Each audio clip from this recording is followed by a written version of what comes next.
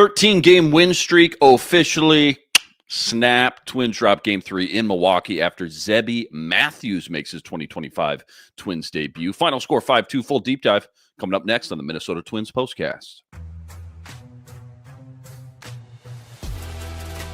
This is the Twins Postcast, your instant game reaction for the Minnesota Twins. Part of the Locked On Podcast Network, your team every day. What's going on? Back in the lab, back at it. Another Minnesota Twins Postcast episode right here on the Locked On Sports Minnesota Network. That's your team every day. Luke Inman at Luke_Spinman. Got my main man, CJ Baumgartner. Follow him on X if you haven't already. At BombCJ30, Twins expert over at Zone Coverage MN. CJ 13-game win streak snaps today, but hey, 13-1 in your last 14, right? We'll take that. For me, we were just talking before we hit record, you know, it felt like this was probably the game, but it was most likely to get snapped. You got Zebby Mathews making his 2025 debut. No Correa, no Buxton, no Willie Castro. Did it kind of feel like that for you coming in? And also, too, you know, I asked Sweet Lou this last night. When you watch them play right now, what did you think the biggest difference between last year's 12-game win streak, around the same time of the year, by the way, versus this year's 13-game win streak from your lens was? Well, yeah, I mean, I think today overall, it felt like even though the Twins didn't have their biggest lineup, it felt like they could have gotten a win because of the fact of how they played yesterday, and they were able to get some guys together and do some stuff. But yeah, you know, I think the only thing really that felt like it separated was just maybe a couple weeks in the schedule. I think really, though, when you look at the Twins' scoreless inning streak, I think really it's been driven by the starting pitching being really, really good and the offense doing just enough. Whereas last year, it did really felt like you had the bats come alive. You had Willie Castro and Carlos Correa on their all-star campaigns, where really right now, and Byron Buxton, of course, is a big mover in a lot of this, but in recency bias, it's felt like really what separated this run from last year is just how dominant the pitching staff really has been. And I know obviously Zebby Mathews made his first start in the streak and now it snapped, but really pretty much 1 through 4, and for the most part 1 through 5 through this rotation, it's been really tough to stop, and I think that's been the biggest reason why.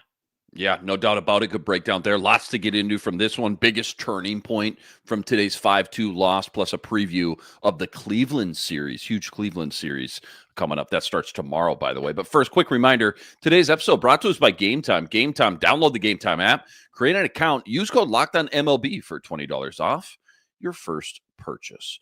All right, so a quick little recap again. MLB best 13-game win streak coming in. Game 3 in Milwaukee, trying for their 4th straight sweep, which is just crazy to even say out loud. Again, Zebby Mathews on the mound, making his first start of the year, getting called back up. He got into a little bit of trouble, 3 innings, 5 hits, 4 earned runs, and then, you know, flip the switch. Offensively, Twins only muster up 2 runs on the day, so that was kind of it. Final score 5-2, 26-20 now on the year, still 5 games above 500. What was just your kind of biggest takeaways and A topics? You know, what stuck out the most from today's game?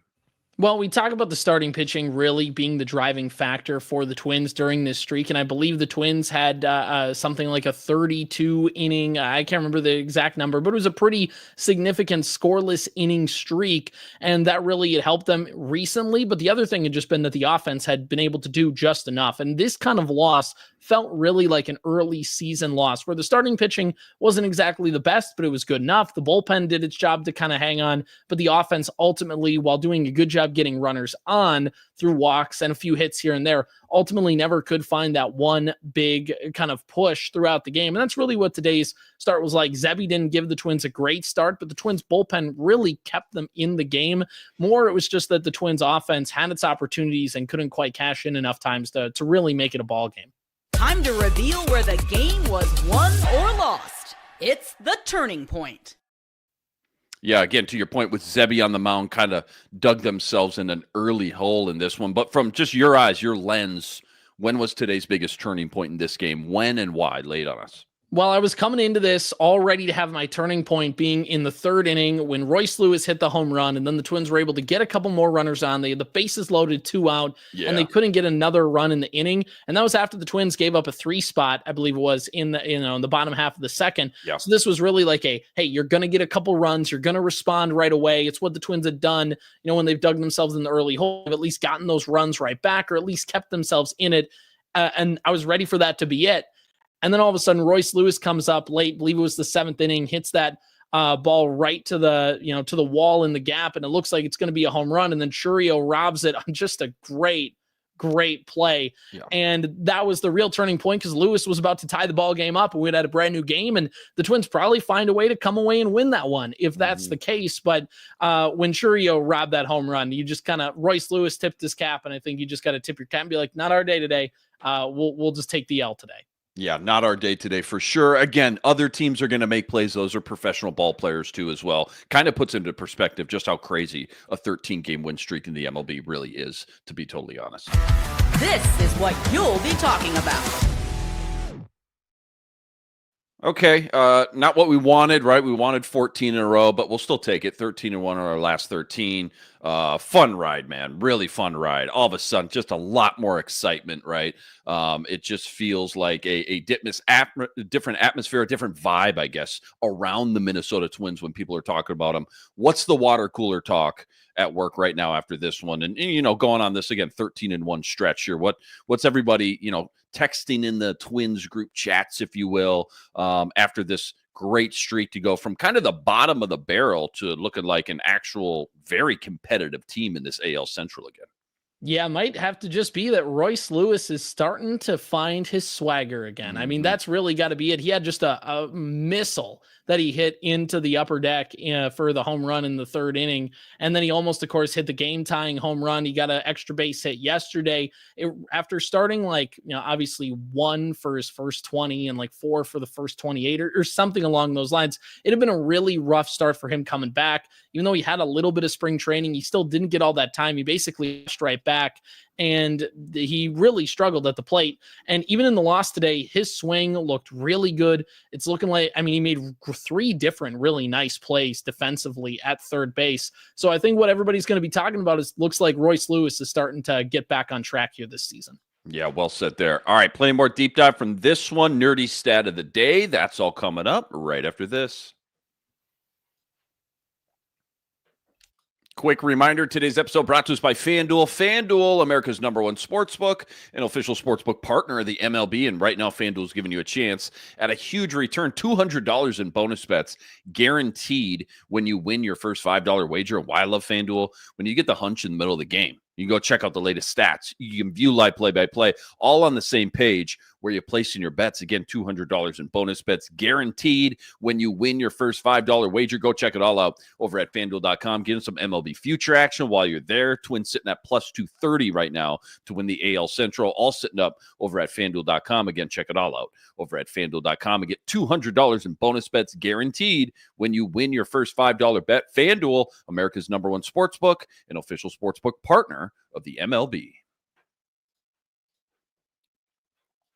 All right, nerdy stat of the daytime. Any crazy stat or fun analytic maybe related to today's game, or even this 13-game winning streak as well? Yeah, so the Twins coming into this game, they had a 34, or they ended the scoreless inning streak at 34 innings throughout today's game when they gave up that run in the 2nd inning. But until that point, it was a club record. So since they've been in Minnesota, the longest there. The actual longest one was the Washington Senators back before they moved to Minnesota in 1929. And on the Twins radio broadcast, Chris Atterbury talked about this, and he said that in that 39-inning scoreless streak that the Senators had at that time, the first 15 of them came from Walter Johnson in one outing when he pitched 15 shutout innings. Yeah, that is deep down the well there. Got a big train reference today, you know? Love that. Zebby on the mound again, making his first start of 2025. We saw him a lot last year. I know he was ripping it up down in St. Paul for the Saints leading up to this, but again, not the day he probably wanted, just 3 innings, 5 hits, 4 earned. What'd you like? What'd you dislike from his stuff today the most? And, just in general, you kind of touched on it, but the pitching staff as a whole has just been unbelievable, right? Best in the bigs over the last 3-4 weeks, I got to assume. Again, 34 consecutive scoreless innings as well, as you just touched on. How I guess how much have they really moved the needle, put it that way, as far as just the Twins looking like a competitive team again? Yeah, I mean, the pitching staff has been the only thing keeping the team afloat when the team wasn't hitting and when they weren't playing complete baseball. So this pitching staff, I looked yesterday or Friday, I believe, but the number was coming into the weekend. They were a top 4, top 5 overall team in terms of ERA this season. And the starting rotation is obviously a little better than that because they were in a better spot relatively compared to the bullpen. But even the bullpen, I think if you take them away, they're still like top 6 just in reliever ERA. So this pitching staff, and really it starts with the 4 main starters when you look at Lopez, Ryan, Ober, and Paddock. Those guys are the ones that are driving the bus. And it was fascinating to see the team send Simeon Woods Richardson down. He has been struggling. The ERA tipped over 5, and the Twins are saying like, hey, we're in a winning streak. We got to keep this thing going. They opted to send him down and call up Zebby Mathews. It was either him or David Festa, who've both been doing really, really well in AAA and kind of pushing for that spot. And for Zebby today, it wasn't the worst outing of all time, but definitely in that 3rd inning, I believe it was 2nd inning, where things really kind of got out of control for him, is really just when, I believe it was the 3rd inning, is when things really got out of control for him. And he just kept walking guys and just didn't really have the command where he wanted, and then kind of got dinked and dunked a little bit. But overall, I think Zebby is going to be good. He's obviously a pitcher that pounds the strike zone, doesn't want to have a lot of walks, and he's a guy that's going to be able to get guys out consistently. It's just a one-off start. You don't want to make too much of it. But just for today, definitely kind of had the jitters going a little bit and just couldn't quite locate his pitches, and the Brewers were able to make him pay for it today. I think you're muted, Luke. Good stuff per usual. We're live. That happens once in a while. Hey, Twins lost today. Maybe we're out of our funk a little bit here as well. Don't go anywhere. Cleveland Guardians on deck tomorrow, 3-game series. We'll preview that matchup, and we'll take a peek at the AL Central. That's all coming up right after this. Quick reminder, today's episode also brought to us by Prize Picks. Prize Picks, America's #1 fantasy sports app, now with more than 10 million members to date. And for me and my money, I just swear by it. It's by far the easiest. It's the most exciting way to get in on all the action while you watch your favorite sports and you watch your favorite players. And it's so simple. All you got to do, you pick more or less on 2 or more players' stats, and you watch the winnings roll in. Could be strikeouts, RBIs, home runs, stolen bases, you name it, they got it. Take your pick on more or less. Add them to your Prize Picks entry today. Plus, they now offer Apple Pay. Quick and easy deposits into your account all season long. Download the Prize Picks app today. Use code LOCKEDONMLB for $50 instantly with any $5 wager. All right, here comes the real test now, right? Cleveland Guardians up next. You just lost 3 of 4 to them before you got hot and started this streak. This is where you obviously really make your money with these division games. Right now, Twins and Guardians kind of within 1 game of each other. Tigers in front right now in the division with about a 4-game lead-ish, pending how things shake out today. Bailey Ober on the mound, right, for game 1 tomorrow. What's just like the #1 thing you're just paying attention to the most in this Cleveland series, this Cleveland matchup? And then also, too, when you look at the division right now, 45 games into the year, what sticks out the most maybe that maybe you didn't see coming compared to some of your preseason expectations? Yeah, I expected Cleveland to be in the mix, and, I expected Detroit and Kansas City to kind of hang around a little bit as well. I did not expect the Detroit Tigers on May 18th to have the best record in Major League Baseball. That's not necessarily where I thought things were going to be at this point in the year, and I think Detroit will come back to earth a little bit, but I said the same thing about Cleveland last year, and they just never did, so who knows? But overall in this division, I kind of expected to be the Twins and the Guardians at the top kind of fighting it out while the Tigers and Royals hung around, but it's really been kind of the Tigers Tigers just out in their own world, and the Twins, Guardians, and Royals just kind of fighting with each other kind of in the mosh pit right now for that second place spot. And this week is going to be a huge test to see if the Twins can try and separate themselves and get themselves into that Detroit Tigers tier. If they can go 4-2 in the next 6 games, they'll put themselves in a real good spot to do that. At the very least, if you can go 3-3 in this homestand, that's obviously kind of the baseline expectations. Anything less than that's a bummer. But you have a really good opportunity in front of you right now with the Guardians for 3 off day and then the Royals for 3 all at home. It's a really good statement if you can go and take 4 out of 6 in this next stretch. Right as, by the way, school lets out for summer, if you're kind of thinking on the business side of things for the Twins and getting a target field to be getting a little rowdy as the summertime opens up. Well said there. Good stuff per usual. Twins 13-game win streak snapped today in Milwaukee. Hell of a run, though. Final score today, 5-2. Zebby Mathews made his 2025 Twins debut. 26-21 now on the year, 5 games above 500. Huge shout-out to all you guys, all the everydayers out there that always make us your first listen. All you guys coming in the chat with us from game to game. Make sure you like and subscribe, and go check out all CJ's work as well, at BombCJ30, plus all the work he's always ripping up over at ZoneCoverageMN.com as well. Luke Inman on X, at Luke_Spinman. Again, game 1 with Cleveland tomorrow. Got Bailey Ober on the mound. 6:40 first pitch. We'll catch you right here, same time, same place. But until then, signing out.